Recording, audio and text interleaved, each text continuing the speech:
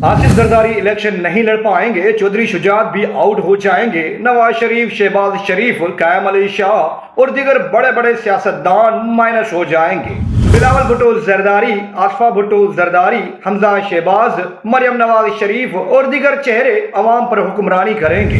वाज़ेह करता चलूं कि ये पेशन गोई है। ये वीडियो किसी की ज़ात या किसी भी सियासी पार्टी के फेवर या हिट करने के लिए नहीं बनाई गई है।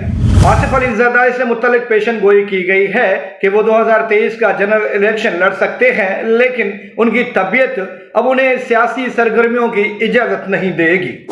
अल्लाह आसिफ जरदारी को लंबी उम्र दे, लेकिन 2028 के जनरल इलेक्शन तक उम्र बढ़ जाने के कारण वो रिटायरमेंट का ऐलान कर सकते हैं।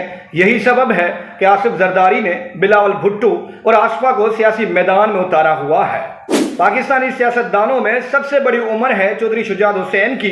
उनके बाद बारी आती है साबिक वजीर आला सिंध सैयद कायम अली शाह की। ये दोनों ही 2023 का इलेक्शन लड़ेंगे या नहीं, इसका फैसला अभी होना बाकी है।